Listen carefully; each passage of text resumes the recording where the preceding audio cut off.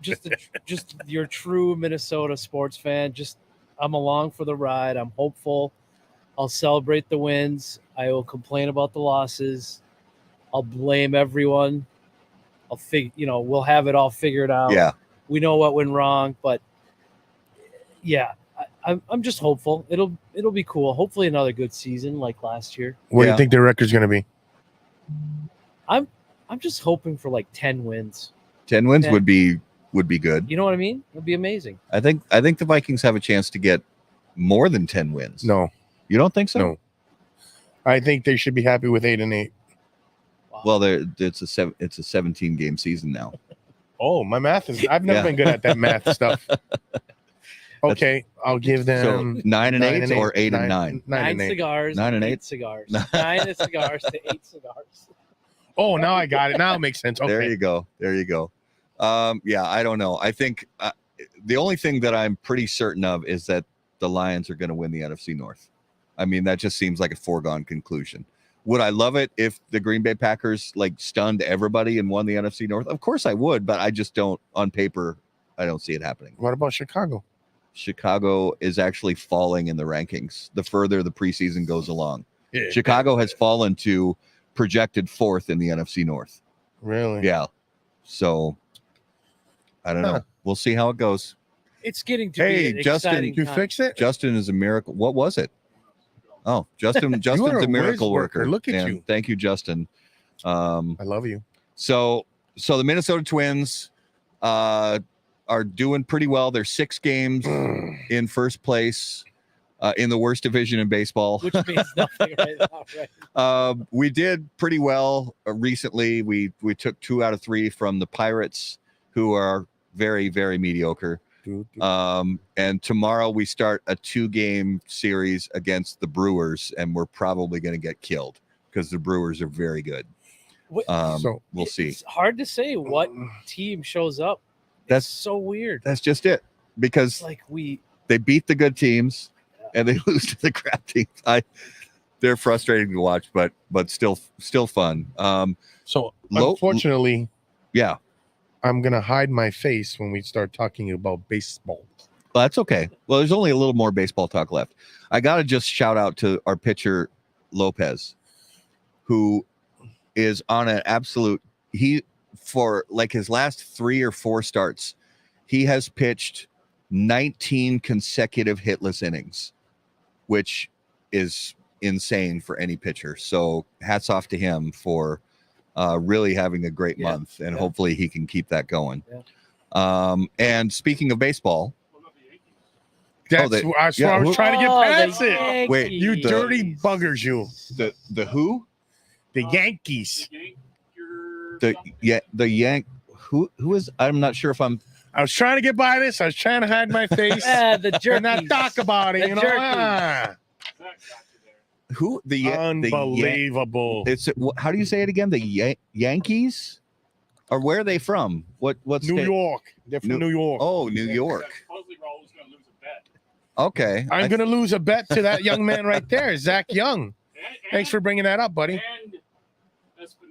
No, I'm beating him. Mets suck. Okay. Yeah, the Mets are terrible. Mets were supposed to be so good, and they've fallen apart. Just terrible. So, speaking of cigars and baseball, but speaking of cigars and speaking of baseball, Cigars and Baseball is coming up on September 14th at CHS Field in St. Paul, Minnesota. That is where the St. Paul Saints play. And for the 3rd year in a row, How About That Cigar will be live at CHS Field covering. Excuse me, I just total lungful of Raul's cigar. I'm going to blame that on you, Raul. That's not on Omar. That's on Raul. First time you smoke? We will be live at Cigars and Baseball 2023 on September 14th. And I'm not 100% sure, but I believe there are still tickets available. So the best way to find out is to go to cigarsbaseball.com. Cigarsbaseball.com. Find out all the info there. And we will be broadcasting live all day, featuring some great cigar companies, some fantastic local food, breweries, distilleries, all kinds of good stuff. And it's a fantastic time. And live baseball. You just can't beat it. Nope. Amazing. It's for amazing cause, too. So let's get into our main event of the evening. And on How About That Cigar, that is brought to us by our friends at Drew Estate and the all-new upcoming Drew Estate Barn Smoker events. Every VIP attendee will receive a 12-count box of Liga Privada H99 Connecticut Corojo Flying Pigs as part of the VIP ticket package. Also, Drew Diplomat retailers who register and attend any barn smoker can purchase as many as 5 12-count H99 Flying Pig boxes to sell in their stores. Each 12-count box will have an MSRP of $246. Liga Privada H99 Connecticut Corojo Flying Pigs will only be available to VIP experience ticket holders and select Drew Diplomat program retailers who attend this year's Barn Smokers. For more information, please visit barnsmoker.com. All right. So we are here live at Ramsey Smoke Shop. And so Omar, thank you first of all for having us in your shop, brother. My pleasure. Is this technically an Andover or Ramsey? It's Ramsey. So it is actually Ramsey. That's the mailing address. Yes. Okay. We share the zip code with Anoka, so You got it gets mixed up. You don't have a mic? Oh, okay. Right on. No, sorry. Justin's like, just do the show, man. Shut up. Sorry. So yeah, Ramsey, Minnesota. There's a Ramsey out east somewhere in New Jersey. All right. I get a phone call from a customer every once in a while, but yeah, Ramsey, Minnesota, 55303. Nice. Well, we have a lot of questions for you because this has been a shop that we've enjoyed coming to for a long time, and this is actually my first time here. It's actually your first. Yeah. I wish. Yeah, that we know that's not true. Hey, pal. But before we get into the questions and all that stuff, I haven't fired up a cigar yet. And Yes, you guys have stuff questions. fired up. So Omar, what are you smoking? I am smoking a Chagi Dose 77, Okay. a little hidden gem Yeah. in our humidor. What do you got there, Raul? I'm smoking the auto file, the new one. Oh, the new From Emilio. Very nice. I am going to fire up one that I talk about a lot, that I enjoy very much, and I love that they have them available here. And that is the Crook of the Crown from Stolen Throne Cigars. I'm going to fire that up right now on the Dunbarton Tobacco and Trust Toast Cam. When lighting your cigar, it's important to be patient, pay close attention to detail, and focus on the tobacco. In the same way that Raul rubs my nipples, it's the same way that Steve Saka brings those same qualities to ultra premium cigars of Dunbarton Tobacco and Trust. Patience, close attention, and focus on the tobacco are the qualities that Saka and Dunbarton Tobacco and Trust have become known for. From Sombra Mesa to Umbagad, Dunbarton has a blend that will fit your palate, your mood, and any occasion. Visit DunbartonCigars.com to learn more. You are Very awesome, brother. nice. You are awesome. Justin is the multitasking like Oscar winner tonight. doing He's all fantastic. over this back room here at Ramsey Smoke Shop. What So you didn't see is Justin try to hand over that Sheet. paragraph for him and I to read. No, thank you. Nope. Under pressure, I can barely read my children books. Yeah. Not alone. Some people. Raul said he couldn't read it all. So, Well, he can read a little bit. I can read my name. He can read a little bit. I don't have my glasses. Wink, wink. Well, he can do that. You can get through the eye test at the DMV. We're That's good at about reading, it, right? We're good at reading menus. We Yeah. like to order lunch there. We know all the And, menus around here. When they yeah. got the pictures on the menus, you just point and say, "I want that." That looks good. Let's have that. So Omar, take us back before we get into the origins of the shop and your origins in the tobacco business. Take us back to your first premium hand rolled cigar. What if you remember what it was and when you had your first one? So there's probably like 2 or 3 that I recall being my first and go-tos constantly. And they were, I wouldn't put this in the premium cigars, but the Baccarats. Oh yeah, I'd put that in the premium realm. Sure. I mean, it's So, probably a Cuban sandwich, yeah. but yeah. Yeah. And then of course the Rocky Patel Vintage series. Okay. Those were always a go-to of mine. And that's a really, I mean, to this day, I probably will recommend that to some customers that are starting out. It's a great medium, to full cigar to start with. Easy size to smoke, but those two are probably my two that I smoked a lot of. Okay. And take us back in time to, how not only how did Ramsey Smoke Shop get its start, but how did you, get into the tobacco business? Yeah. So I was in the middle of transitioning between high school and college, community college and tech school, and I just wasn't finding my place.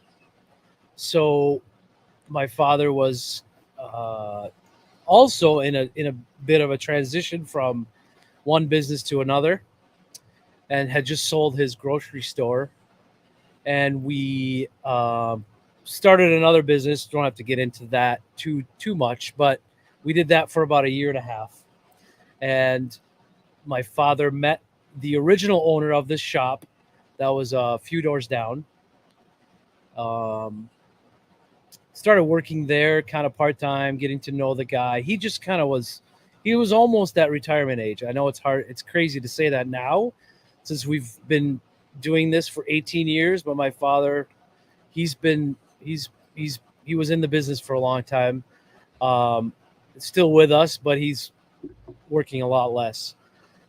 So at that point, we were ending the business that we started together, and he said, well, I'd be willing to buy this smoke shop if you were to do it with me. So I said, sounds good. Let's do it. And I just fell into it. Okay. So that was, sorry to interrupt. No, that's all right. But really, what really brought me closer to the industry and the passion behind cigars was only about 13, 14 years ago when I started going to IPCPR, which is now PCA. And that was really where I was involved a lot more hands-on with the cigar, choosing the right stuff to bring in and ordering, and really involved into that. So when the shop first started out, or when you bought the shop, it was, and still is, it's a shop for basically all tobacco users. Yeah. If they're cigarette smokers, if they're pipe smokers, roll your own cigarettes, things like that, hookah, and so on. Because you said it was 18 years ago? Yes. So over that 18 years, how much would you say the square footage of premium cigars versus other products, has it stayed the same? Has it changed over the years? Ooh. Yeah, well, for sure changed. Okay. Yes. With an established business, you kind of start evolving a little bit as far as being able to have purchasing power, relationships with your other companies that will help you out, terms and all that stuff. So you obviously can't start from 0 to 100 so quickly. So it really did take some time for us to develop those relationships, and having that kind of purchasing power. So our inventory has increased from where we used to be a grab and go only. Well, like I would have to order a cigar, order a box for a wedding event or whatever it may be, and I would always look at other shops and just kind of, like you do with everything else, you look up to some shops and look up to some owners and ask them questions. And, I never thought I would be able to sell a box to somebody. Yeah. You just look at it and you're like, that's pretty cool. So now we're always ready. You always have stuff on hand. And so now it's quite a bit more as far as inventory goes. The actual humidor itself is pretty packed, but it's well organized, packed. Yeah. And then overstock is important, so that you can just fulfill that need right away when somebody comes in and says, I need a box for this bachelor party, a gift, whatever it is. That's kind of important. Now, as you started to increase more and more premium cigars, making them available to your customers. Was that a result of your becoming more in love with premium cigars, or your customers asking for them more, or both? Man, it was a couple of things. I think the biggest transition was our state tax, our cigarette tax. So when we first started, I think it was 35%. Do you remember that? I think it was 35 Yes. for a while. And then it doubled, went on to like 70 or 75%.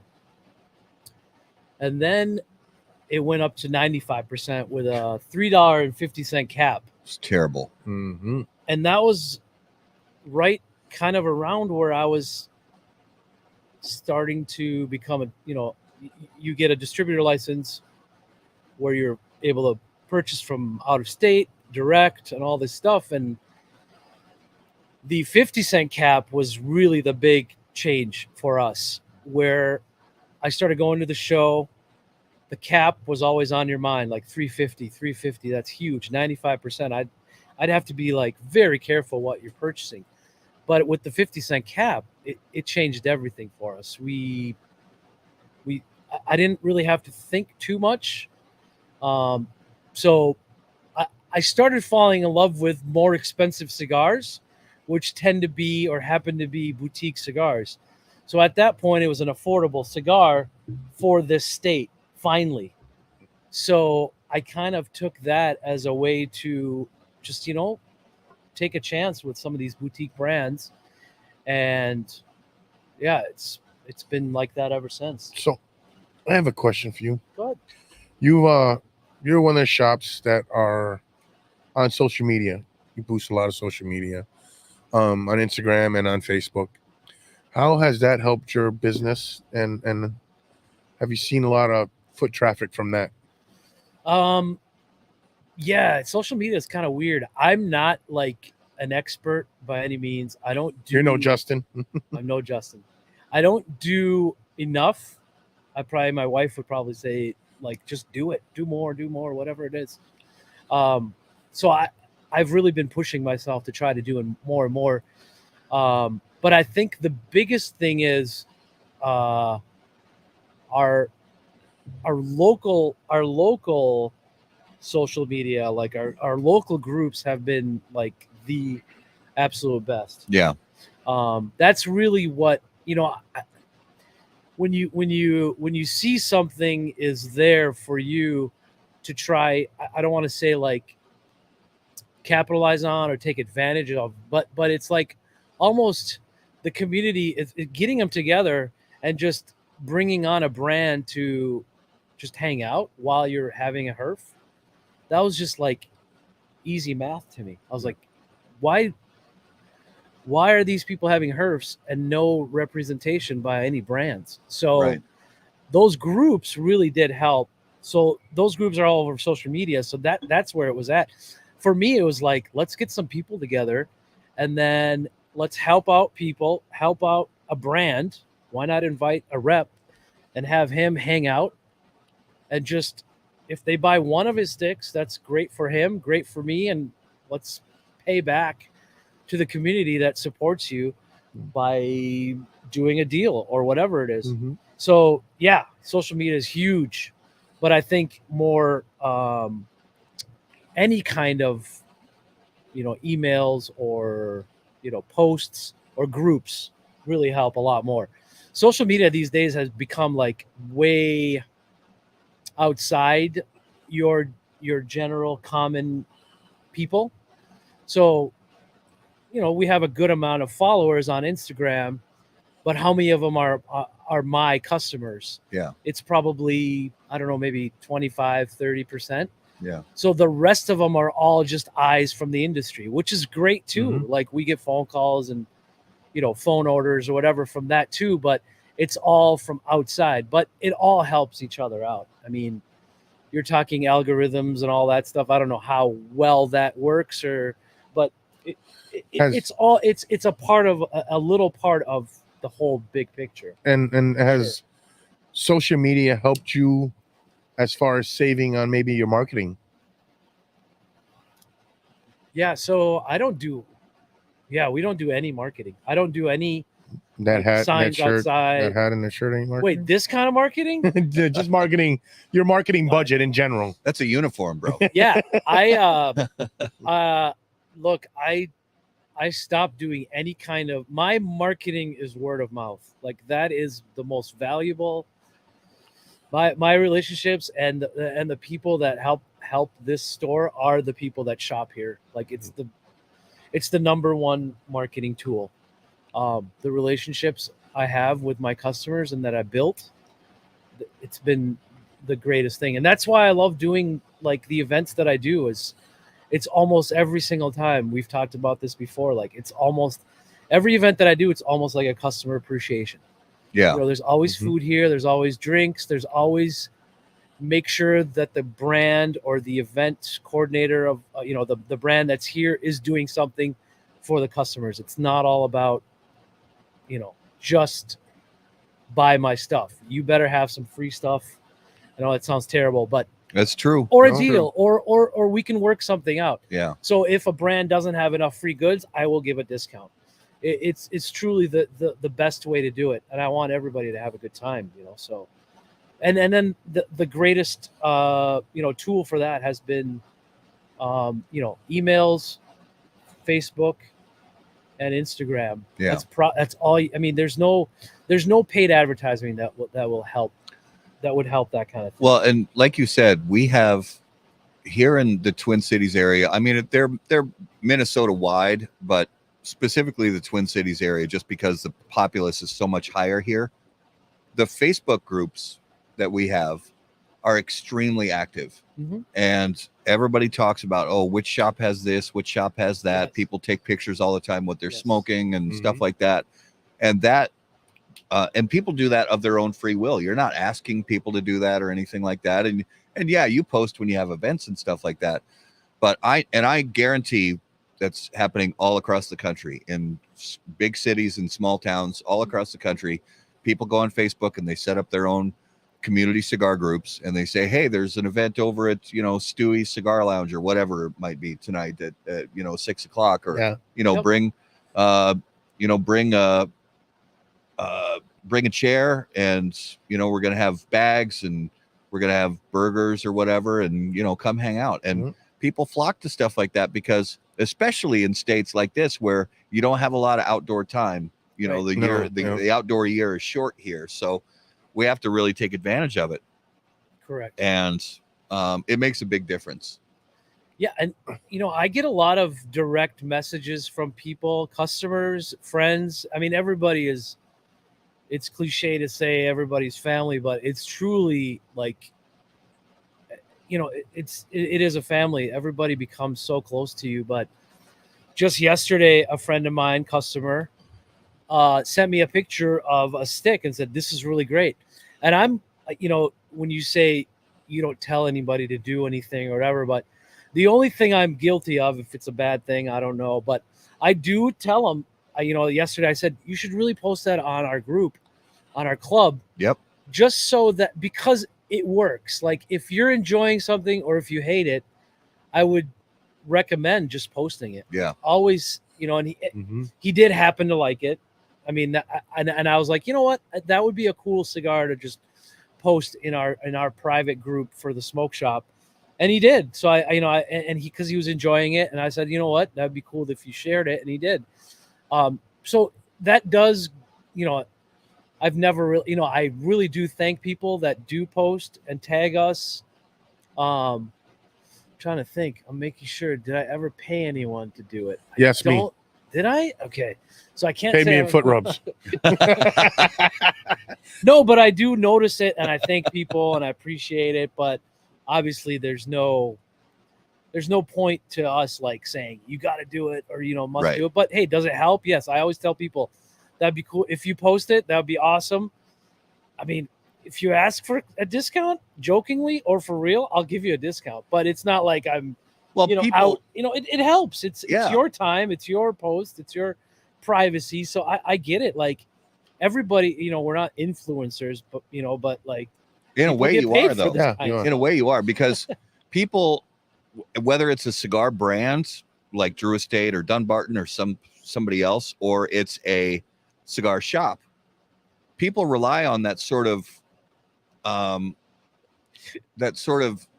identified loyalty that customers have, where they either identify with the brand or they identify with the shop, and they say, I want to give a shout out to, about this because I feel some kind of sense of loyalty. Yep.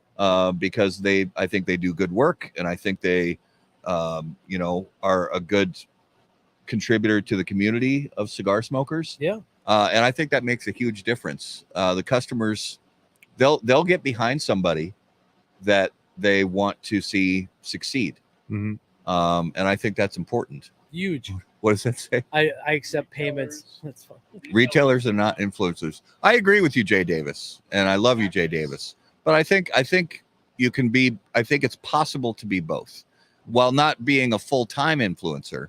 I think it's possible to influence your cigar community and your customers. What would you say to that, Omar? Yeah, no, when I said influencers, I'm talking about the people, the customers themselves are, and I said we're not influencers. I'm saying like people in general, because I'm a cigar smoker just like every other customer. So when I post on my personal, well, I don't do much personal cigar, but when I'm posting on Instagram, I'm somewhat of I could influence someone to go another shop to buy the brand, because I'm personally influenced by a few shops that I follow online, that I look up to and I follow, and I think, okay, this guy's doing this in another state. But when I said influencers, is people do get paid to be influencers, and I'm just stating that cigar smokers can just say that they are to me or whatever, and I'll say, I'll give you a discount or thank you for that. What I'm saying is, it is noticed and we appreciate it because you are somewhat influencers. But there are cigar shops that are influencers, like Abe. Bigger. There's bigger ones bigger that are. shops, yeah, absolutely. But there are even some smaller shops, scattered around the country who, what's that? Cigar Fanatic, and I could think of some others from scattered around the country, like Nickel City Cigars and Underground, definitely. and they're not massive shops. They don't have multiple locations necessarily, but they have managed to build big follow. Even Jay Davis, who commented, Blue Smoke of Dallas, that they have built a pretty good sort of following online, and I think that's a good thing. Mm-hmm. But so when one of the things that you see at cigar shops all around the country, we see them here in the Twin Cities, cigar events. A brand will say, hey, I'm going to be in town, on this weekend. Can I do an event at your shop? And shops that are like that are in the same vein as Ramsey Smoke Shop, that are full encompassing tobacco shops. Mm-hmm. It's extremely rare to see shops like that have in-store events for established premium cigar brands. And you have really built, you've had Luciano Morales here. You've had Lee Marsh from Stolen Throne Cigars. You've had James Brown from you've had James Brown from Black Label Trading Company, and the list goes on. Yes. That cannot happen without you taking the time to go to the trade show and all those other things and build those relationships through Calvin, the salespeople, and the sales reps who are local. But you don't see that hardly ever at full on at C shops or head shops. What led you to break into that, and what do you think the difference maker is that got you events like that at your shop?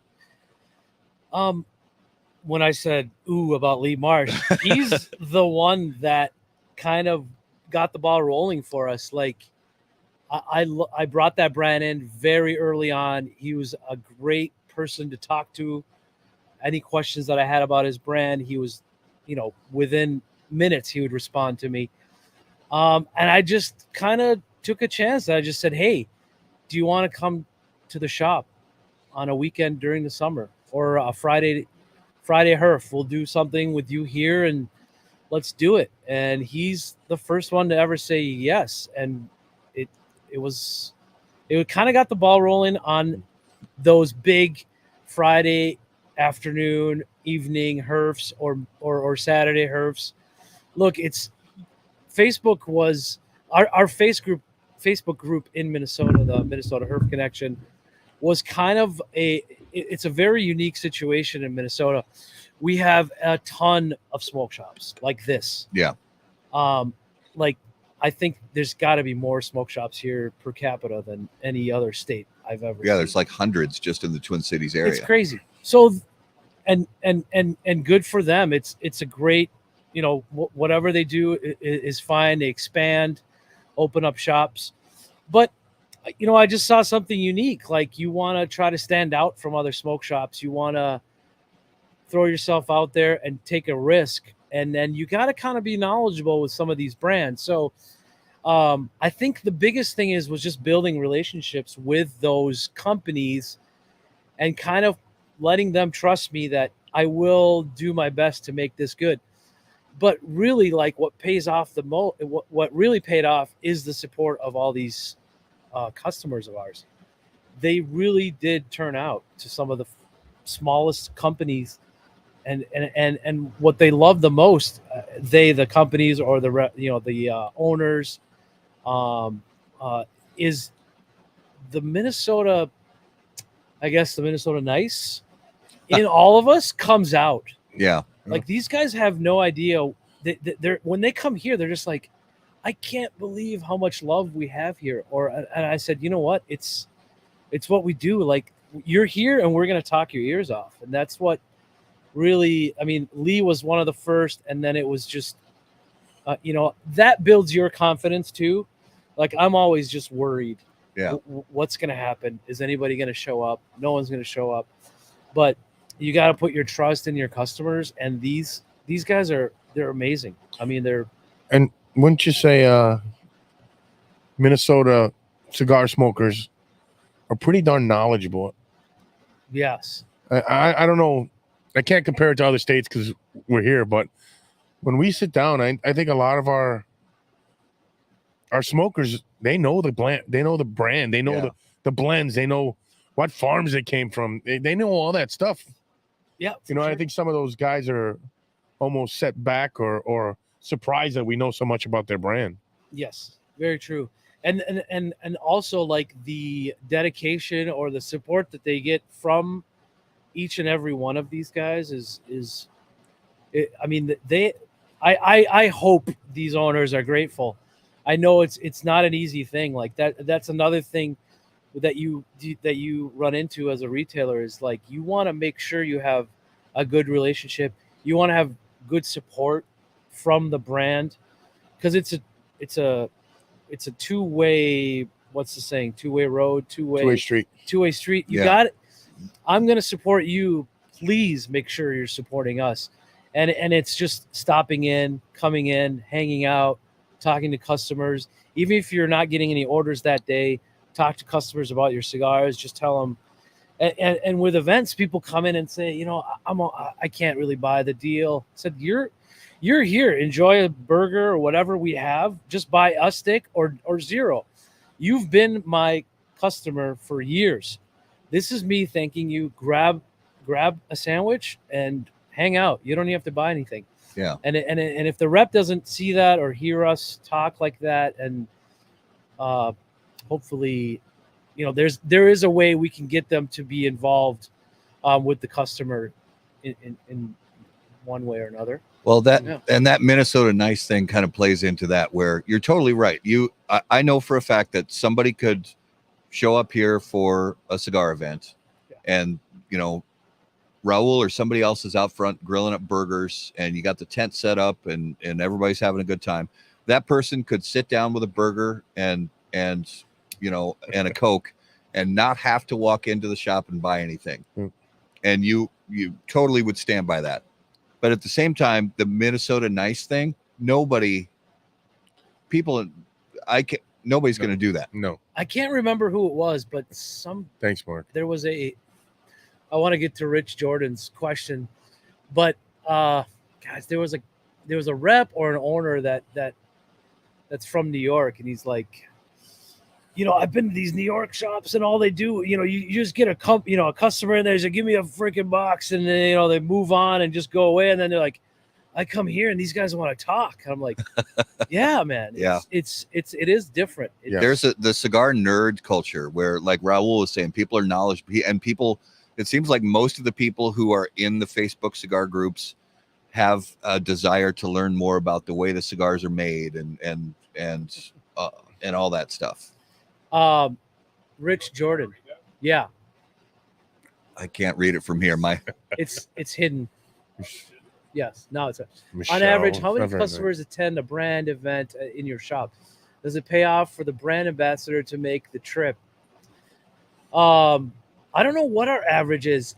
I think between 50 and 100 come and go, but 100 is like on the right. Would you say? That's I mean, huge. that's huge, but like, yeah, starts at least 50 come and go at some point, but sometimes more, maybe 70. But does it pay off? It might not. It pays off to me. Like, I almost kind of want to say to the owners or ambassadors or the rep, it's almost like, who cares? Let's just do it. I'll place an order that it'll be a good order, but I can't. It shouldn't matter to them what my end result is, right? Because they have the order. Am I stuck with their product if I'm not going to sell it all? If it doesn't do well, but thankfully there's a way. There's been always a way. Again, it's like the customers are. This base is amazing. Wouldn't you say though?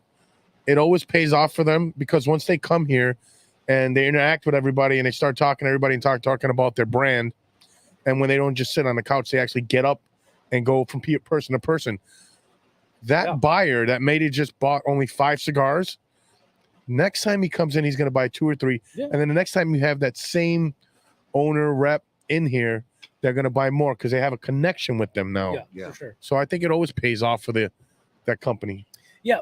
I mean, those, and when I say who cares, I'm saying, how many times has like, the big, speakers and all these internet influencers and tell you to take a risk, and why shouldn't these brand owners take a risk? Just buy the ticket, come here, I'll buy an event order, and let's just see what happens. What's going to happen? Obviously you can plan trips around it, stop at other shops, hopefully other shops carry your brand, so make those different stops. One of the first boutique brands we brought in was Black Label Trading Company, and we've had them for about 7 or 8 years now, and this summer was the first time James Brown made it here. And who I thank for that? It's the 2 other shops that picked him up, 3 other shops in Minnesota that picked him up. Yeah. So they decided to support the brand. They saw the success of that, brought him in. So I told Calvin, I said, thanks for opening up more accounts. It's hard to say that. It was harder to say that 4 or 5 years ago, where I was building the brand up and waiting for that time for people to have the chance to meet James and talk to him about his blends or whatever. But it was only this year that he was able to stop at 3 different shops along the way to come to ours. So whether it was, there was Iowa shops, there was Minnesota shops and Wisconsin shops, they make it worth it for them. So, which means all those shops made event orders. Mm-hmm. All those shops did all the advertising and pushing the brand. So yeah, Rich, for sure. I mean, it helps everyone. And to Raul's point, I'm not going to lie. I mean, sales are good, but even if I can't, without trying to sound, I try to sound as genuine as possible when I say this. It really doesn't matter. I really, sometimes people will come in and say, I'm not buying much today. And I'm like, it really doesn't matter. Or your customers will ask, what do you think of the turnout? It's pretty good, right? I said, look, you're here. That's all that matters. All 4 seats in the front are filled. the 8 seats in the back are filled, the outdoor seating is filled or filling. That's all that really matters. Just, I'll take the hit, whatever.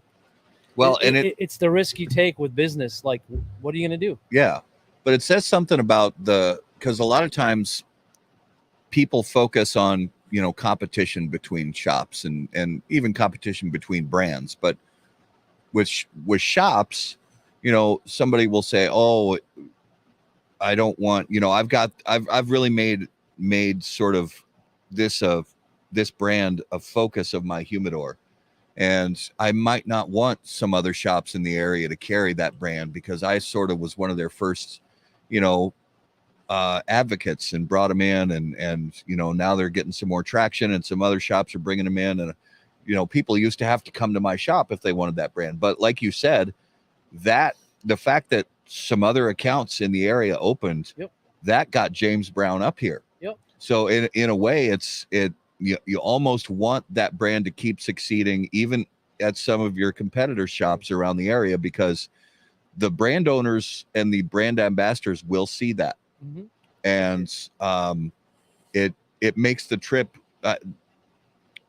in their mind, even though it's worth it anyway. Yes, it makes the trip worth it. And I think that's great because there's some far larger shops here in the Twin Cities area that will maybe see the success that a hidden gem shop like yours is having and say, well, maybe we need to think more about some of these boutique brands that we have kind of cast aside over the past few years. Yeah. And I think it can only be good in the long run for the cigar smokers in the area, because and one of the things I want to talk about is related to that is your walk-in humidor. You have curated, and I always use the term curated because it's like, somebody who chooses the art that's going to hang in a museum, or somebody who, chooses the bourbons they're going to sell at their shop or at their bar or whatever it may be, or their wines. Yeah. You've curated a really great humidor because you do have legacy brands, because they do sell and people do ask for them. But you've kind of been a driving force for boutiques in the Twin Cities area. What leads you to take a chance on a brand? Yeah, well, a few things. My approach is it's kind of, it's a little selfish. I don't know. It's a little weird. I've kind of become so passionate about the story behind the brand, where this person thought of what they thought of, what they're doing now, how involved they are. Are they building a team? Are they sticking with what they have? Are they taking care of all the work? I want to be kind of careful what I say as far as like not certain brands, but certain approaches to building a new brand or whatever. So my approach is first and foremost, if I'm going to talk to you or email you and show interest, how interested are you in me also? Without mentioning this brand. So I had an instance where there was a brand that I really love and I brought in, and it's been about, I don't know, I would say 8 or 9 years maybe now. No, that's too much. 6 or 7 years. And I stopped at their booth on my way to an appointment in between appointments, and I stopped really quick and looked around. And the owner approached me. He's like, "Oh yes, we're working on this new cigar. It just came out, brand new. Looks awesome. Please stop by." I said, I am stopping by right now. This is me stopping by. I'm on my way to appointments in between yours. And that was the end of the conversation. So I said, yes, I'll make sure to stop by. And I took it kind of personal when he just did that, where he approached me, told me about the cigar, and that was it. Yeah. And I said to myself, man, if I was in his position where he was supporting me or vice versa, wouldn't you just take the minute to say, come here, let me show you this thing, take one now, smoke it on your way to your appointment, and come back. And I've said this many times, where there's times where you're approached at these conventions and they stop you and literally tell you about all their brands and here, smoke this now, or take this and smoke this. And look, this cost them a lot of money to make, bring, and pay for the show and all this stuff. So sometimes I turn it down. But if it's a brand that I've supported and I took care of it, and they in turn didn't do so much back to me, that's kind of not a red flag, but that kind of hurts me personally, because I am going to purchase this eventually if I love it, or I'm just going to purchase what you created because you're my brand and in my humidor.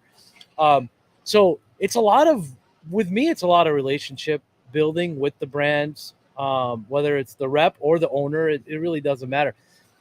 I make it sound like I'm this huge, like, I don't know, like huge retailer online and all this stuff. Like, we do well. We're very happy. I love our customers, but I think you should take care of any size shop that you have. I think we both are in a very great position to be able to sell cigars. So he should take care of me no matter how big of a account I am to him or not. You should treat everybody the same. Yeah. Yeah. And I do that. I try to do that the same with my customers, and in turn, I'd like to see that. I suppose this story gets a little long, but I didn't go to his booth this past year, and I got I got a message after a post on social media. I got a message from this person, and I said, he just said, "How's it going?" I said, "It's going good. How are you?" He's like, "How's our stuff doing there?" I said, "Well, it's a little down, but we still support you, but something is up. It's a little down." Yeah. And immediately he said, "What phone number should I call you at?" Like, they wanted to talk. Yeah. So that turned it around a little bit. We talked, and we talked about brainstorm. I told him my story as to how I approached him and this and that. And I said, I don't need to be like, I didn't expect you to, like, kiss my hand or anything. We were all at the trade show for a reason. You do like that, though. So I just said, this is how I felt, and I hope you understand. He said, "You know what? I really apologize. I did drop the ball." And so, and by him reaching out, we're rebuilding the relationship. So it's a lot. Obviously, the cigar, the factory they're being made at, that was like a big, easy question for anybody to ask in the last, like, 4 or 5 years. What factories being, who's making your stuff, who's the blender, this or that. But it is kind of important. Like, where did you choose? How did you choose? Did you go down to the different factories and try out your cigars? Are you being sent cigars? Are you just like throwing a band on a cigar and saying this is yours? Mm-hmm. So it takes some time, and there's a few things that I've handed out to customers that I really kind of value their opinion on. Yeah, of course. Because I'm not like an expert by any means. There's cigars that I love. There's blends and flavors that I love, but the customers, some of these guys really can taste some great things out of samples and really tell me what it's like. So I started out by buying things like just a couple facings, 3-4 facings from a company, maybe an extra box, but I was really still pretty, like, very careful. Like, I can't buy too much. I can only buy 4 facings, not even extra boxes. So it's a little bit of everything. Social media has a lot to do with it. And when I said earlier, there's a couple of shops throughout the United States that I kind of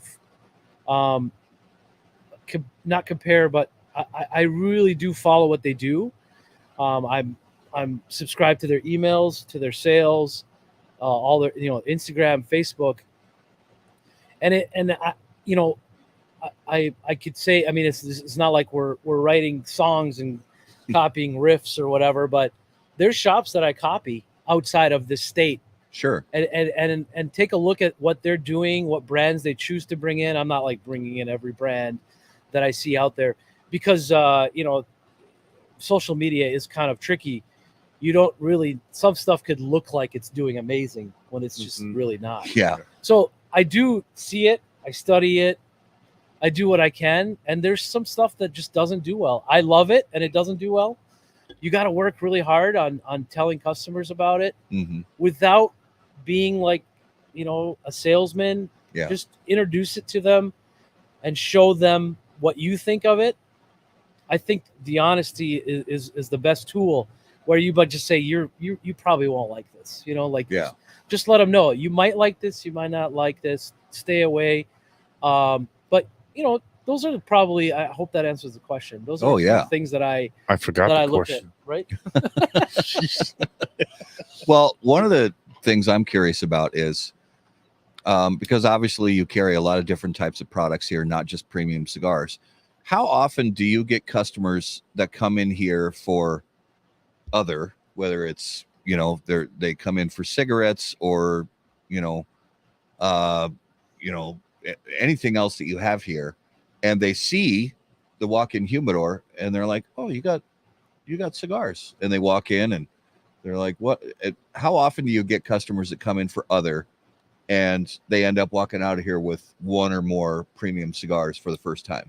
Yeah, so a lot of you've seen the shop many times, obviously. There's times where people do not see the humidor at all. They will ask for premium cigars. I have a big humidor that has big windows you can see through, obviously, and they'll still say, where are your cigars? I thought you guys had cigars here. So it's pretty crazy.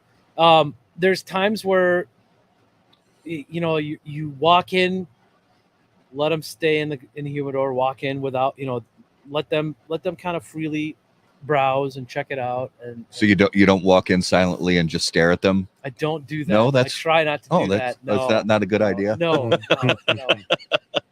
I'd like to piggyback off that question. And I don't know if you guys know, this is my home shop. I spend at least once a week here. Yeah. How often do people interact with the guys that are smoking there? They come in, they see us smoking, and they're like, "Oh, you guys got cigars? Hey, well, come on in. Let's show you what we're smoking." Yep. How often do your clients or your family or your friends that actually come here weekly help you sell premium cigars? How many? How often does that happen? Yeah, a lot. It happens a lot. It's people are free to say what they want when they're hanging out in our shop, so I let them kind of do it. I sometimes I kind of just like nudge them a little bit, like, oh, take it easy. I know what this guy's doing. He's just gonna come in and buy some curly heads. He's not gonna buy anything else. There's nothing wrong with that. And it just I kind of the customer. Yeah. These comments are hilarious tonight. We have to read a lot of these because they're funny. Hey, bro, you guys carry bath salts? I don't know who that is. But yeah, it's funny. Like, you honestly, like, there's people that'll come in and ask for a brand that I don't carry. For instance, let's just say I just use them as an example. Like, I don't carry Alec Bradley. I don't carry him because I don't have room. I don't carry them because there's a lot of other brands that I can carry. Nothing wrong with it. In fact, I will point them to a shop that carries them. But let's just say for that brand, for instance, I will literally get on my phone and say, which one do you like? I will read about the Alec Bradley they like, or fill in the blank. I will read about the punch that they like. And I will say, this blend,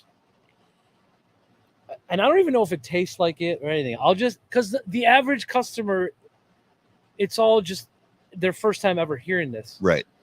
Hi, Lee. I don't know. Hey, Who bud. is this guy? I hope you heard what I said about you earlier. He said he didn't like you. Lee, are you ever going to come to Minnesota? I know you've never been here before, but if you ever come to Minnesota, I might actually come to the shop if you ever come here. He's coming. I think.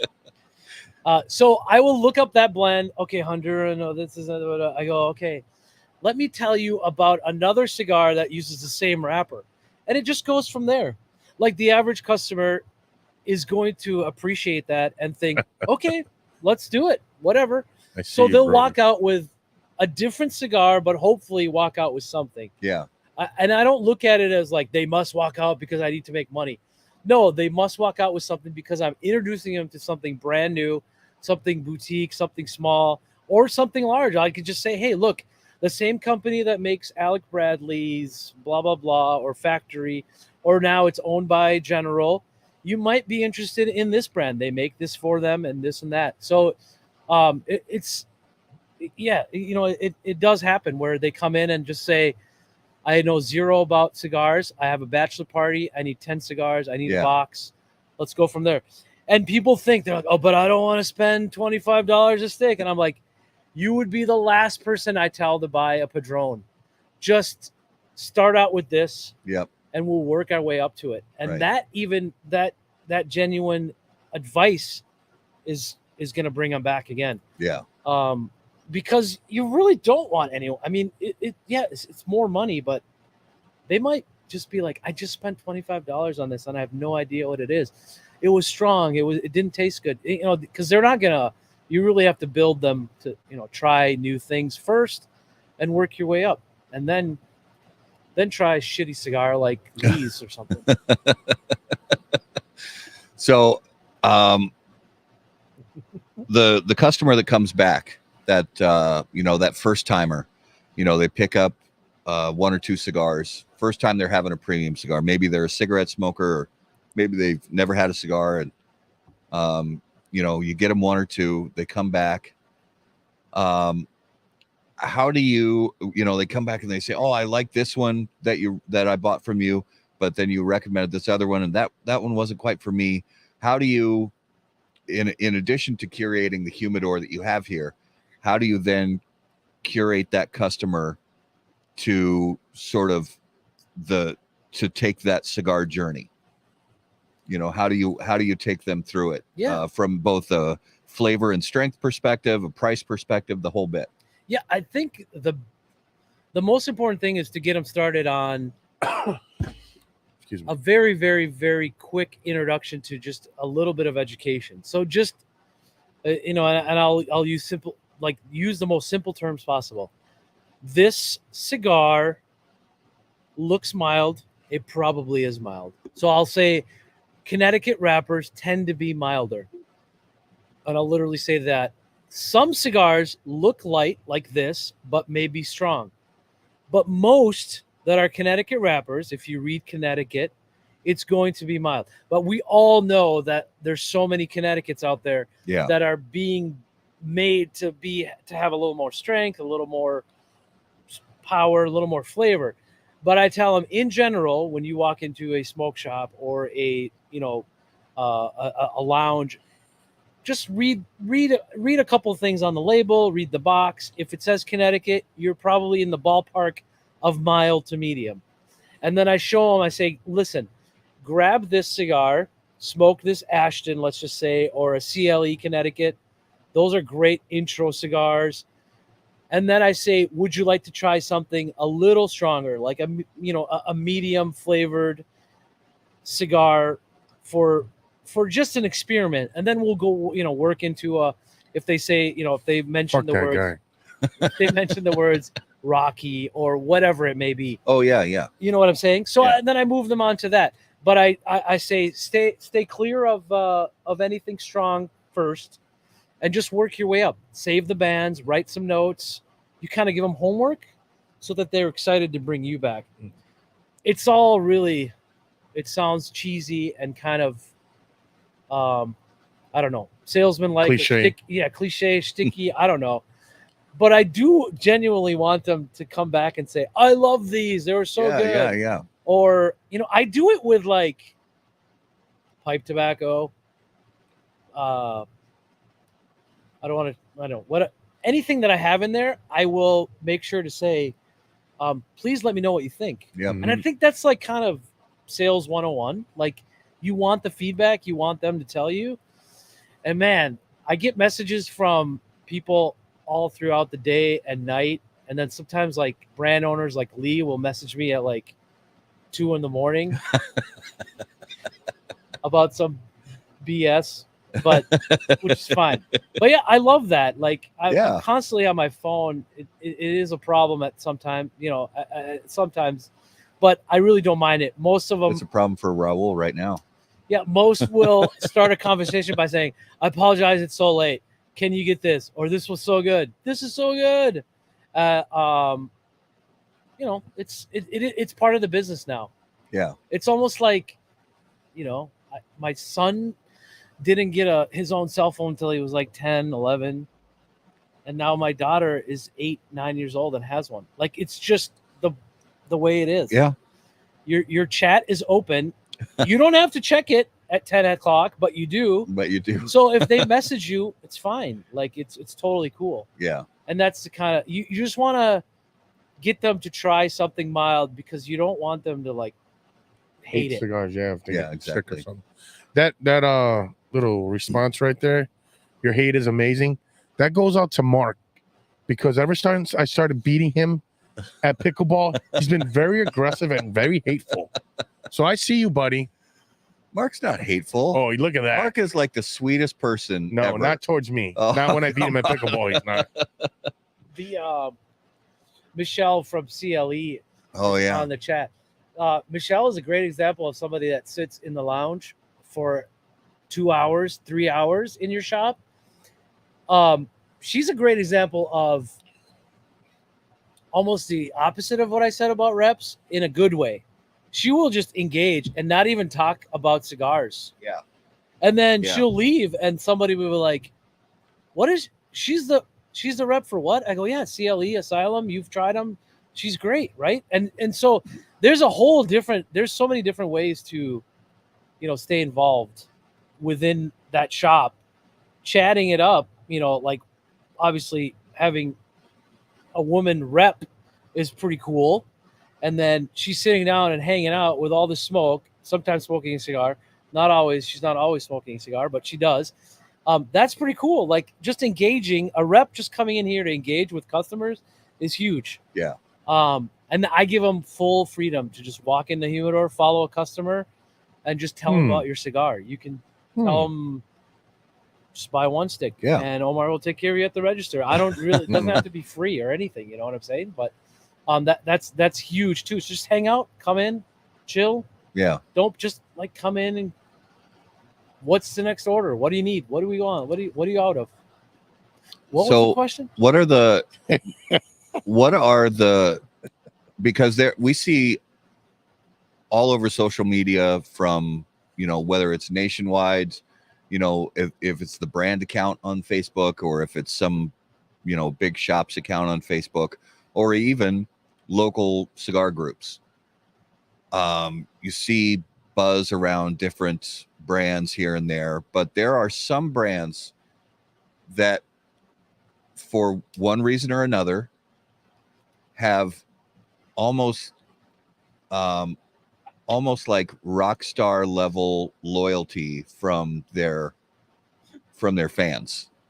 So what are one or two of the brands that just have ultra loyal, like every time you have an event, they're going to be here, or every time a new release drops from them and you put it out there, they say, "Oh man, set aside a $5 for me," or "I'm going to be there right away and pick some up"? What are the ones that have that deep loyalty from the fans? I can answer that for you. I mean, it's still, he's such a new person to the industry, but Lee is still, like, people look forward to the Stolen Throne events the day the last one was over. Like, that one is still, I mean, it's pretty cool. Like, even Lee tells me, like, I don't know how, but this call to arms is so good in Minnesota. The rest of the country is not a call to arms. It's just they stick to a brand or a blend and love the guy and the person behind it, and they just love talking to him. So I think Lee is one of them. I think anything that the Black Label Trading Company brand brings out, people are pretty loyal to that. Yeah. Let's see. Crown Heads does amazing with all their limiteds. Their core line is great, but their limited edition seems to be. And I've talked to other shops about this. Those guys will sell out of limited releases so quick. That brand, their LEs are always really they sell well, they smoke well, they age well. I think that brand does a really good job of picking their blends. Who else? I think Padron's been doing a lot of cool like PCA exclusive stuff. It's amazing how that brand can still have such an amazing like following. Yeah.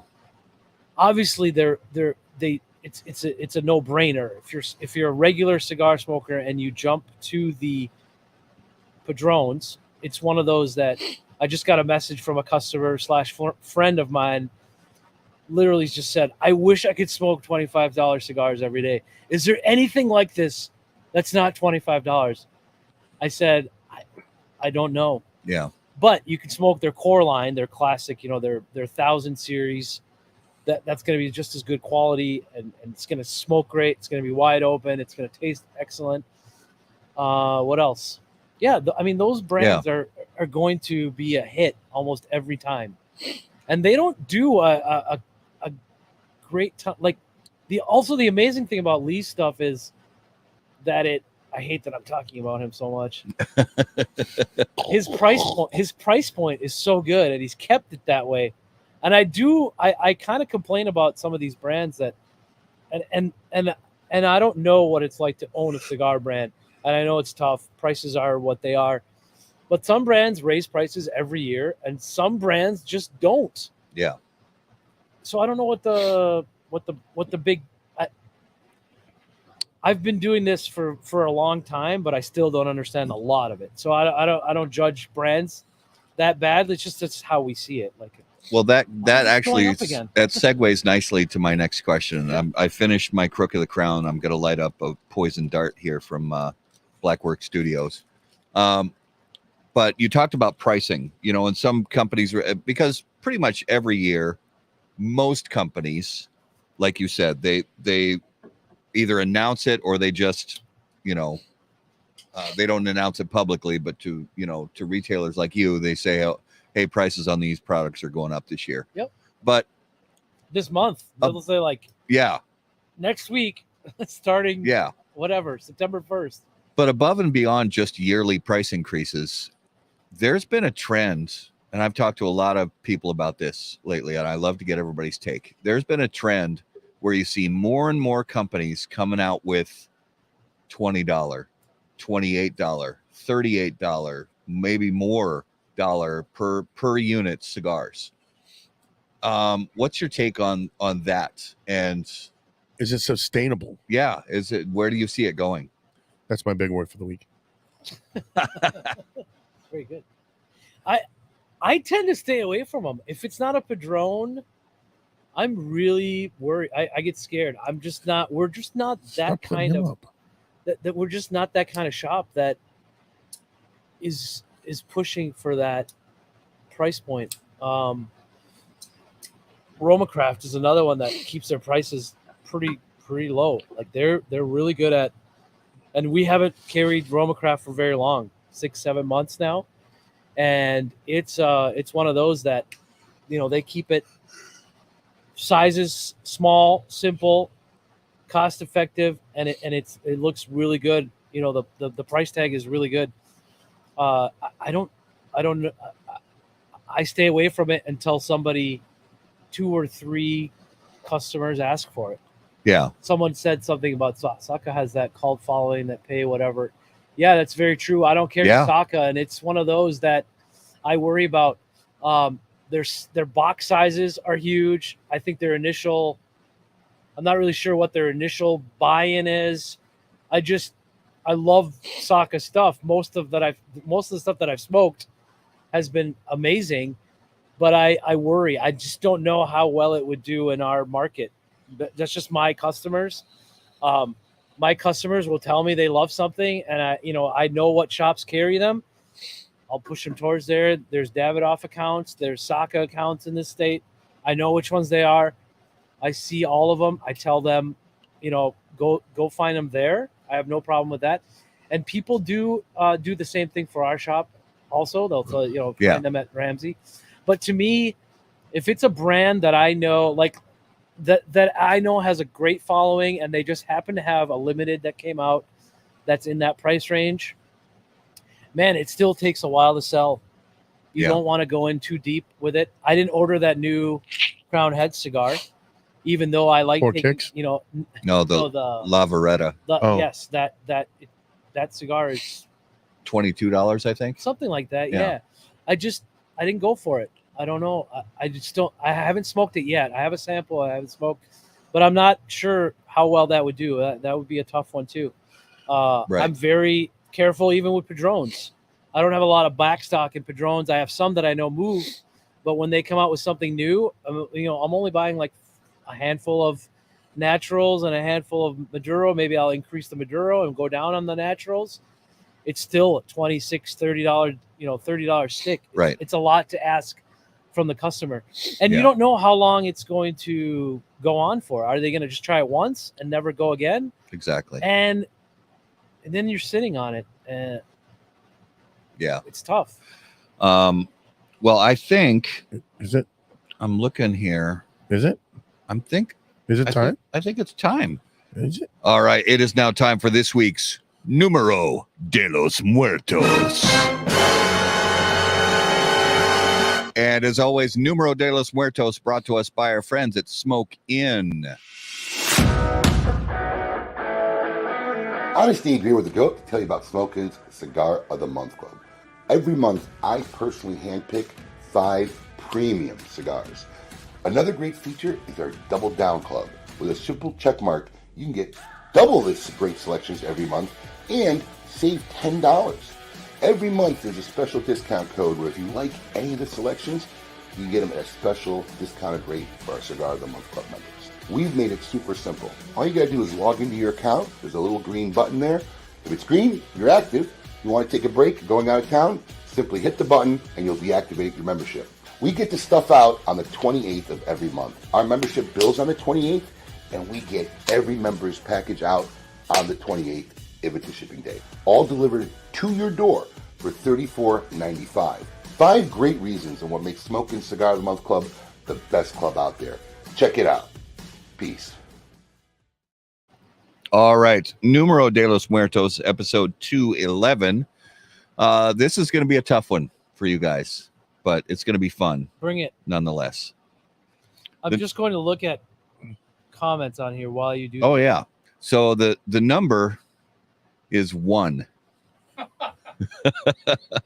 Anal beads. No. The number is 1. You're going to have that one day. And this happened in 2013. So, yeah, good luck. You got to name what was the cause of death for this one person in 2013? Was it land? Person. Was it on the land? Was it on sea? Land. Okay. I'm so bad at this game. When you guys play this, it's terrible. I can never guess it. Okay. Focus. Ebola. I was gonna say jumped off or fell off a cruise, but it's not. It's land. Okay, cruise ship. Yeah, on land. Cruise ship death, not a cruise ship death. Someone got burnt by a laser beam. Laser beam. No lasers. How about? It was in Brazil. Okay, it was a mountain biking crash. An animal hit a mountain biker. No. That happens with deers more than you think. Was I like close? You had a pause there. There was a piece of what you said that was in the ballpark. Animal or riding a bike? Animal. Is it a famous person? Not a famous person. No, well, I mean, animal. I guess this person did become famous for dying in this very, very strange way. Did it happen in the USA? Brazil. I said, yeah, Brazil. Brazil. To be specific, Caratinga, Brazil. Ah. Oh, I know that narrative. Yeah, I know. You're like, oh, I got it now. Totally got it now. One No energy one drinks. person in the world. It's got an animal in it. They didn't. Animals don't drink it. They didn't fall off the Jesus statue. No poison frogs. No. Attacked by. Hey, You I got a cousin that died now. you said Yep. said the name of the animal, Oh. if I remember right, a little bit ago when you were talking about somebody on their bike. Oh. Did I say Nope. bear or deer or moot? No. Bear? Nope. Bear? Did I say bear? Hit by a. Flying squirrel. No. Brazilian wandering spider. Well, what's an animal that's very common in Brazil? A dog. No, not a dog. No, not a goat. A monkey. It's not goat sex, Pickle. A monkey? Is there No, not a monkey. snakes? No, Frogs. Brazilians. There are a lot of Brazilians in Brazil. See, he's so hateful. Cows. A cow. Cow. Okay. Yes, cows is correct. But there's something specific about how a cow caused a person to die. He sat on him. She sat on him. No. Fell. The milk died from the milk. Daniel Dominic. Cow fell through. That feels like there may have been a little Googling going on. I'm not gonna call you out, but there feels like there may have been a little Googling going on in the background. That's it, huh? In 2013, Mr. I think that's a male's name, João Maria de Souza, was fatally crushed by a cow that fell through the roof of his home. Aw. Where do you live by? In Caratinga, Brazil. The cow had apparently climbed onto the roof from a nearby hillside. All right. So a cow crashed through the roof of his house and Is killed the him. cow all right? Is the cow? The cow's probably fine. Oh, it's probably hamburger by now. It was a while ago. Yeah, it was 2013. I mean, it's 10 years ago. But yeah, that's so. If you're going to, if you're gonna, have cattle, don't have your house so close to a hillside that they can just walk onto the roof of your place. That is there. There you go.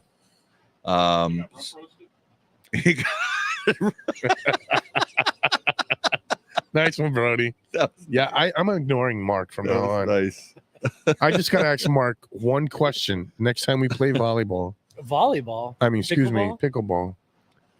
Cotton or feathers?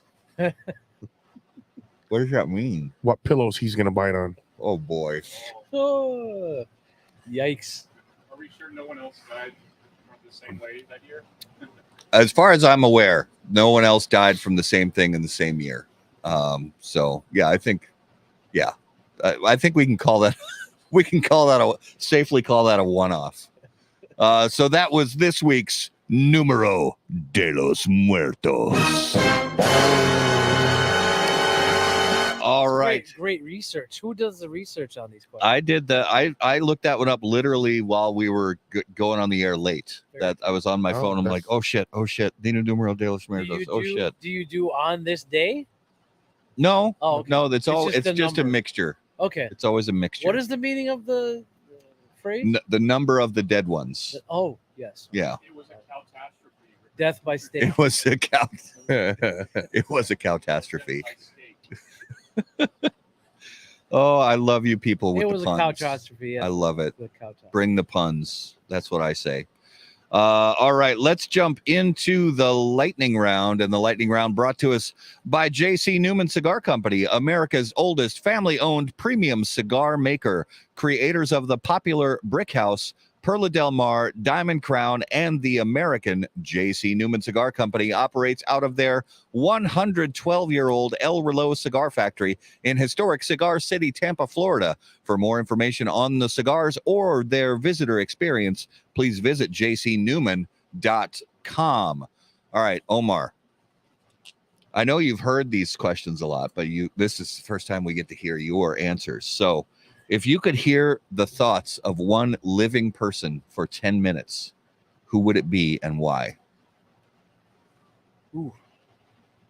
I don't know why, but like right away, I thought of what's her name, Paris Hilton. I don't know What? I don't know why. I care zero about her, but for some reason, I think I saw her commercial today, and I was just thinking like, she has to do nothing in this commercial, and it's probably paying off very well. So Okay, I'm not gonna think of her. Hold on a second. you would have to sit there for 10 whole minutes. I know. I don't know if there's 10 minutes worth of thoughts in her head. I don't. That's I didn't bring her up to bash her, but I brought her up because that's what I'll I bash thought. her for you. It's okay. Let me think. Yeah. Yes. Yeah. Man. No. Yeah. Looking for that blonde in his life. Gosh. Let's think here. Do a lot of dead air, but come on, I got this. Living person. You know, sometimes I'd like to know, like, this is not, say this, is there any, like, you know, there's obviously a lot of famous blind people, but sometimes I don't want to know what it's like, but like the things the blind people have to go through it and what they're thinking, you know what I mean? Like, Yeah. there's certain times where I'm just like, The way they have to process the world. yeah. Yeah. Like I wouldn't say obviously they make it work. They're amazing. Yeah.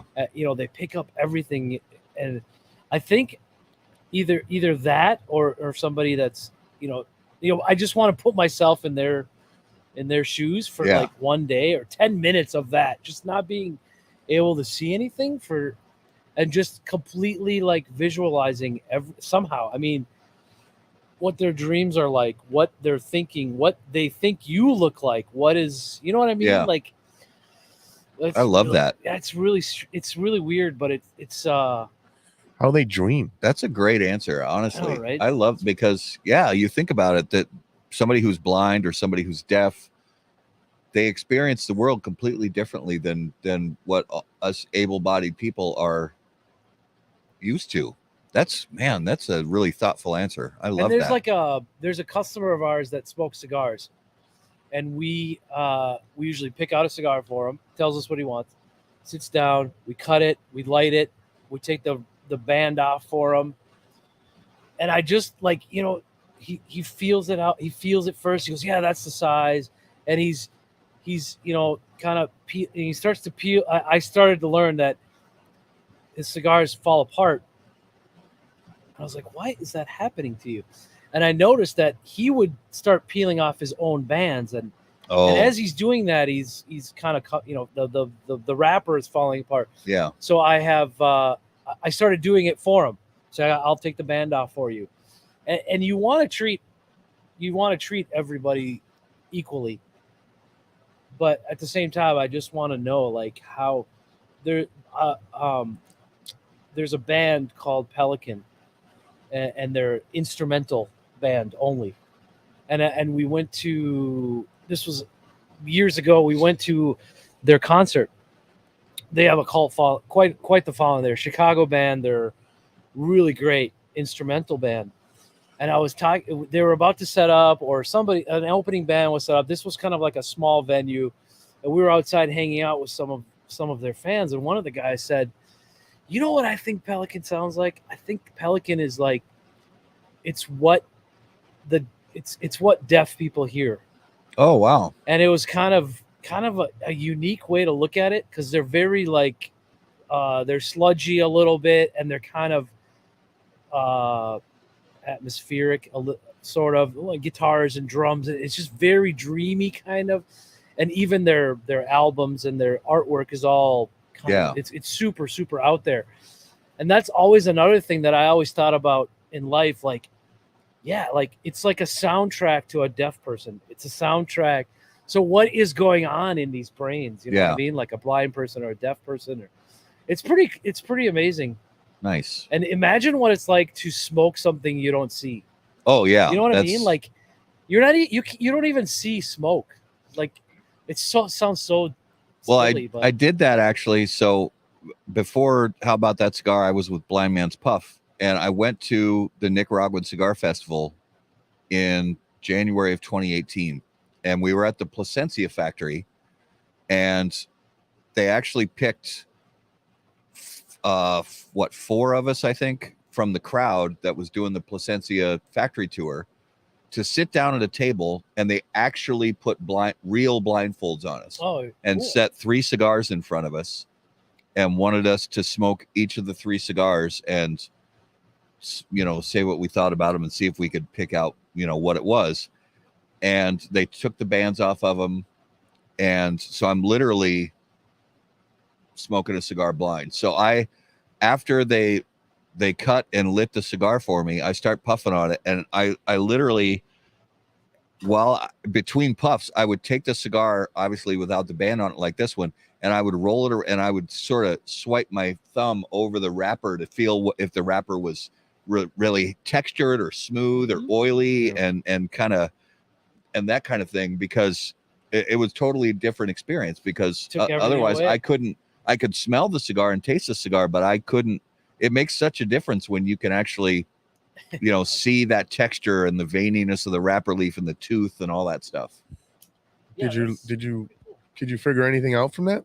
Yeah, I mean, they did make it a little kind of simpler, where it's just like, you know, there's a mild cigar, there's a medium cigar, and there's a strong cigar, and which is which. And you could tell which was which, but it was a lot of fun doing it that very different way. But you were talking about a band that you're super into, and that leads into the next lightning round question, which is just perfect. And that is, if you were about to get into a fight, what would your soundtrack music be? Ooh. And you can't use one of your own songs. No. If you guys didn't know, real quick, Omar was in a band, a punk rock band. It was pretty good. It was fun. I'm gonna change the subject really quick. There's a couple of funny. You guys need a segment where do you guys do used to do super chats where people not necessarily pay, but whatever it is that super chats are. If somebody wants theirs read, we gotta read it. Some of these are so funny. Go up. Somebody said something. Travis, yes, funny. Hold on. Keep going. I'm going to answer the question. What did I just? No, too far up. I think. No, not all. My wife. Somebody said my wife would be one that I would. Oh like yeah, to I'm not brave enough for that. I always say, whenever somebody says my wife, I say you're braver than I am. I would. Yeah. He just he wants to know what she's thinking. I'm too scared to know. That's classic. Lightning round lasted 20 minutes. Okay, really quick. It's Omar. Pantera. Pantera is probably one. I love the band. That music would just be fun to. What song, bro? I don't know. 5 Minutes Alone? It's probably something off Great Southern Trendkill. There's so many great songs on that album. That whole album. I'll take care. I'd wipe out the whole bar with that. You a guitar? I've never been in a fight all my entire life. You a guitar player? Somehow, no. I just screamed. I'm vocal. Oh, you were the yeller. Okay, Yeah. I love it. Yeah. All right, so, if the zombie apocalypse comes, who are 3 people from the cigar industry that you want on your zombie apocalypse survival team? Say it again. Who are 3 people that you would want I've heard from the cigar industry on your zombie apocalypse survival team? Oh man. Ooh, my team.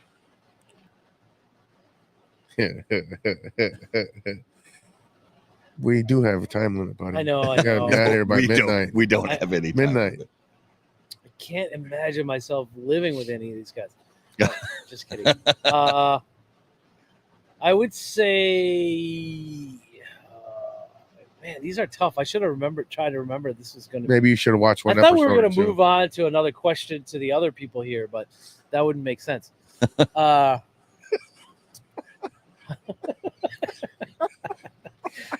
Okay, let's do that. Let me see. Skip Martin. No, just kidding. I don't know. It's a tough one. I would say like my customers. Skip's a good choice. No, but He's got why? a lot of guns. But why? Okay, that's what I was trying to think of. Like somebody with a lot of guns. You need a sacrificial I guess. lamb. I don't know. yeah, Yeah. you need a sacrificial lamb, somebody who can outrun. Somebody large. Somebody they can eat while you keep running. But I mean, I would have to be with like. I wonder if my wife is watching. I would. There would have to be a woman from the industry, right? Like one, right? I would have to. Oh, don't know. Bro, you're going deep with this one. I mean, this is. Yeah. I know it's lightning. I don't know. You're thinking about this no one lightning like. around here. No. And by the way, Tony, you can't outrun me. I would trip you. Yeah. Okay. Yeah. I don't know. I guess I would say Lee, right? Because he'll just be like, let's work on the next cigar together or something, or There you go. whatever. What are we gonna? When are we doing the event? Or how many you're gonna order? Yeah. What's your show deal? What's your show order? Yeah.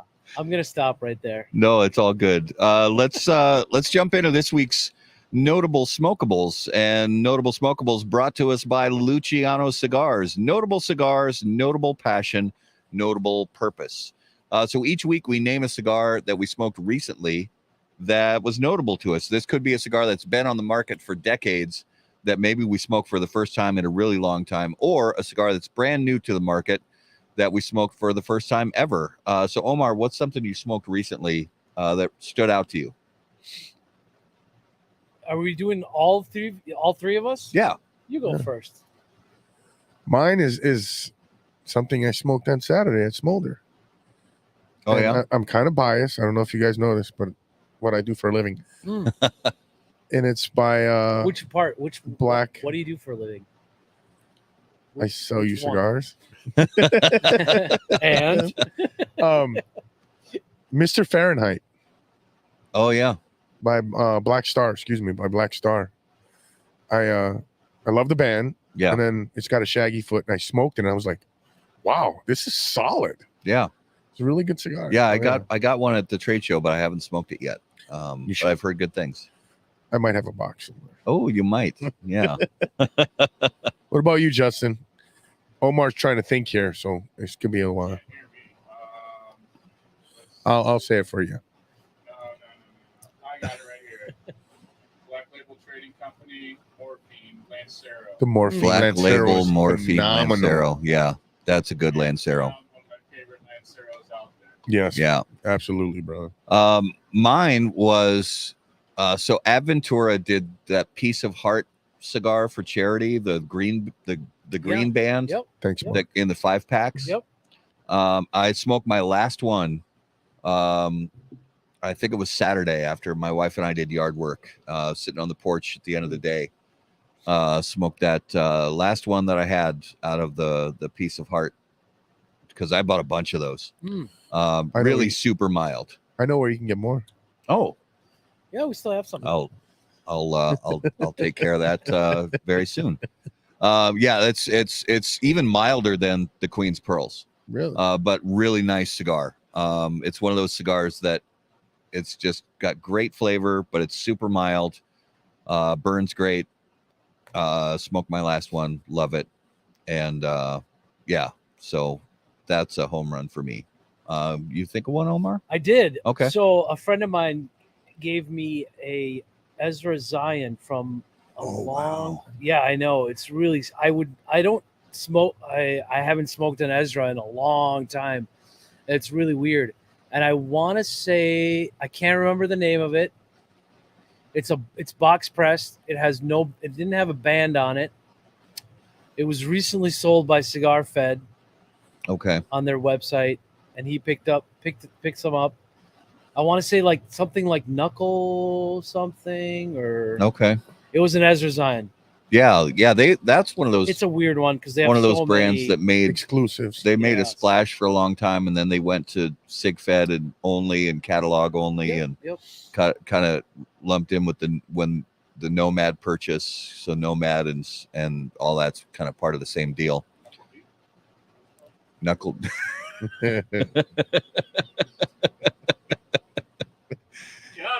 Got him.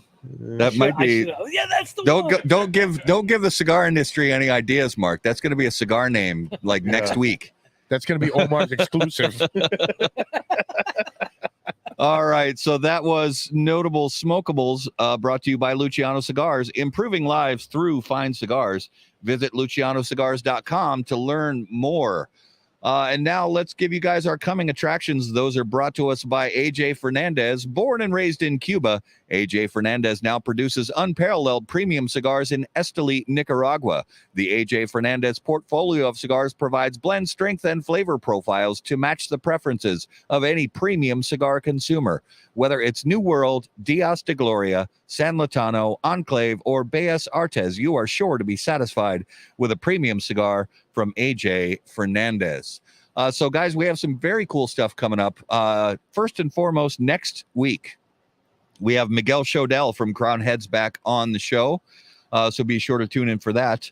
On September 11th, this is going to be a special tribute show. We're going to have Juan Cancel from Protocol Cigars. Among him will be some other New York first responders who were there on the ground during 9/11 and the aftermath. And we're going to pay tribute to some of the fallen people who gave their lives that day, and who even some who unfortunately are still suffering, some of those after effects all these years later, and learn about their stories. So be sure to tune in for that as well. September 14th, we will be live at Cigars and Baseball. So do not forget about that. And again, go to cigarsbaseball.com to find out how you can participate. And then in September 18th, we have Scott Pierce and Josh Habersky from the Premium Cigar Association. Very excited to catch up on the special details about the wonderful victory that the premium cigar business had against the FDA, and what the next steps are going to be for all of that. So, Omar, thank you, brother, so much for having us at your shop. I have one question for Omar. Oh, yeah. One question. When are you going to have a shop exclusive? Oh, that's very cool. That is a good question. I don't have any plans. It's totally selfish by my thing. I know it would be really cool. I think it's just kind of the right time, right place, the right brand. I'm open for it. It'd be pretty cool. Yeah, that would be fun. I think it would be a cool brand to do one with. Yes. Yeah, that would be awesome. That would be fun. So if you guys are in, if you live in the Twin Cities area and you have not yet come to pick up some cigars from Ramsey Smoke Shop, I highly recommend you do. This is one of those hidden gems. And if you don't live in the Twin Cities area, what we really recommend that you do is, find the tobacco shops and the smoke shops that are in your area. And they may not look like premium cigar shops, but chances are, if you just, spend some time, a couple weekends a month, just driving around your area to those smoke shops, chances are you're going to find a hidden gem, just like Omar's shop here, where they have a good selection of premium hand-rolled cigars on the shelf available, and good people who know what to recommend, and maybe even some spots where you can hang out and, smoke with some good people in your area. So wherever you live, look for those hidden gem shops, because they are out there. You just got to put in a little bit of work to get to them. And where can we find Omar at? And Omar, where can people find out more about Ramsey Smoke Shop? Everything is all our username, all that I mentioned is the Ramsey Smoke Shop, all one word. Facebook, Instagram, Twitter, X. I don't use that often, but at Ramsey Smoke Shop. And we have an event September 9th with Lee Marsh, Stolen Throwing Cigars. He'll be here, and it'll be a good time. Wait. Will Matt Ty be here? I don't know. He's invited. He's always an open invitation from Matt. Any ties. Yeah, I get grief from Lee because the 2 times he's been to Minnesota, I've been out of town. I know. But I literally Whoa. as soon as you posted the event on September 9th, and you posted it a while ago. Yes. I looked at my calendar, I talked to my wife, and I blacked out the whole day for myself. So I will be here, barring some unforeseen, like, car breakdown or hospitalization. Red carpet. Yeah. Right. Nice. No, the red carpet should be for Lee, not for me. And Skip, we have a superstar in the house. Hey, Skip Martin. Skip has joined. Yeah. I'm smoking the Volstead. Yeah. Omar's smoking the Volstead right now. You were mentioned in the podcast once or twice. Once already, or twice. but- Once or twice. And then what else was I going to mention? I think So you got that was Stolen it. Throne Yep. on September 9th. Yep. Oh, and we're one of the 10 stores carrying the Argos. So if you want to call in to order it or look up the other shops in your area that carry Argos, they have those. I heard they're sold out from the warehouse. Yeah. So they're all at the stores now. So yeah, in general, you're not in the mail order business, but if somebody calls in and there's something special that they can't get somewhere else, yeah, you'll take care of it. Yeah. Yep. Yeah. No problem. Very nice. Well, Omar, it was a pleasure being here at Ramsey Thank you. Smoke Shop Thanks this for being evening. here. Yeah. It's awesome. And we appreciate you. And, if you guys are in the Twin Cities area, check it out and check out Ramsey Smoke Shop on all your favorite social media. We want to thank all our viewers for sticking with us here on Facebook and YouTube. Thank you guys so much for being with us as always. If you're listening on the audio podcast, thanks again so much for listening to How About That Cigar Live. Take just a moment, if you would, please like and subscribe on all of our social medias. So go on Facebook and like the page and follow so you don't miss anything. Go on to the YouTube channel and be sure to like this video and subscribe to the channel so you don't miss anything. You can find us on all your favorite audio podcast platforms, whether that's Spotify, iHeartRadio, Google, Apple, all the big ones. We're out there. And be sure to follow us on Instagram and all other social media platforms. You will find us at HBT Cigar. And of course, guys, until we see you next time, burn cigars. Not bridges. Thanks. Oh, good job. Hit the wall.